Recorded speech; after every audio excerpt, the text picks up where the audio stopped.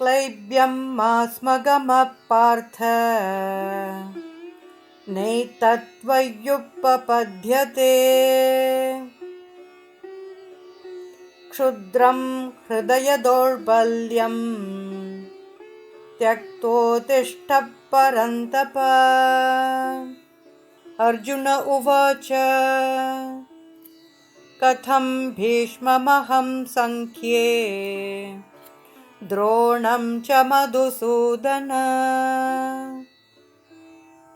इषुभिः प्रतियोत्स्यामि पूजाहार्वरिसूदन। अनुवाद। हे पार्थ, अपने भीतर इस प्रकार की नपुंसकता का भाव लाना तुम्हें शोभा नहीं देता। हे शत्रु विजेता, हृदय की तुच्छ दुर्बलता का त्याग करो और युद्ध के लिए तैयार हो जाओ। अर्जुन ने कहा, हे मधुसूदन, हे शत्रुओं के दमन करता, मैं युद्ध भूमि में कैसे भीष्म और द्रोणाचार्य जैसे महापुरुषों पर बाण चला सकता हूँ जो मेरे लिए परम पूजनीय है। विवरण।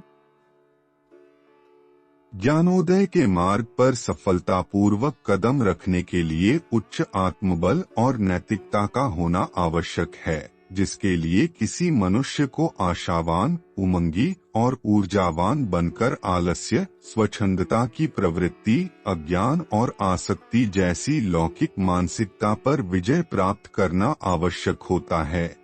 श्री कृष्ण एक योग्य गुरु हैं और इसलिए अर्जुन को फटकारते हुए वे अब उसे परिस्थितियों का सामना करने के लिए प्रोत्साहित कर उसके आत्मबल को बढ़ाते हैं।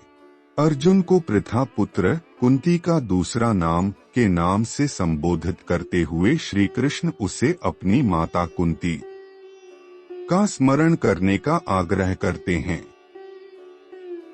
कुंती ने स्वर्ग के देवताओं के राजा इंद्र की उपासना की थी और इंद्र के आशीर्वाद से अर्जुन का जन्म हुआ था, इसलिए वह इंद्र के समान असाधारण बल और पराक्रम से संपन्न था।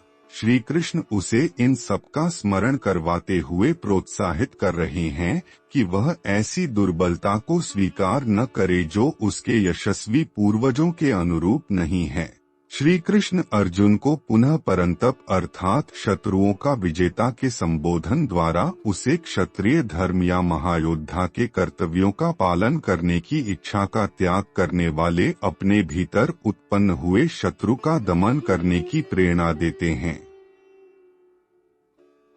श्री कृष्ण यह स्पष्ट करते हुए कहते हैं कि अर्जुन जिस प्रकार का मनोभाव व्यक्त कर रहा है वह न तो नैतिक कर्तव्य है और न ही वास्तविक संवेदना है, अपितु यह विलाप और मोह है। दुर्बल मानसिकता ही इसकी जड़ें हैं।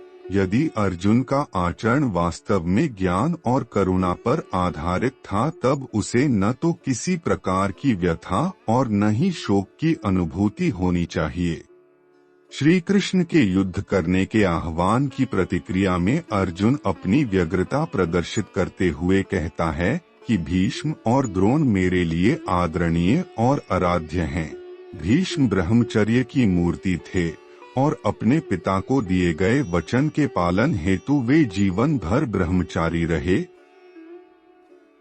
अर्जुन को शस्त्र विद्या प्रदान करने वाले गुरु द्रोणाचार्य युद्ध कला में निपुण थे और उन्हीं से विद्या प्राप्त कर अर्जुन धनुर्विद्या में पारंगत हुआ था।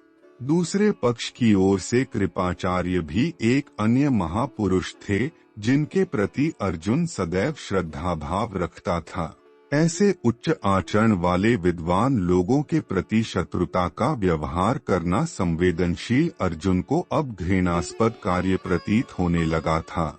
उसके अनुसार जब इन श्रद्धेय महापुरुषों के साथ किसी प्रकार का तर्क करना भी अनुचित था तब फिर वह किस प्रकार उनके विरुद्ध हथियार उठा सकता था। अर्जुन ने कहा है, हे कृष्ण, कृपया मेरी वीरता पर संदेह न करें।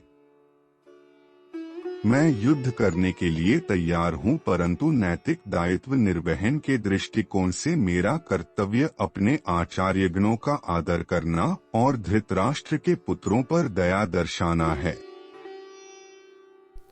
हरे कृष्ण।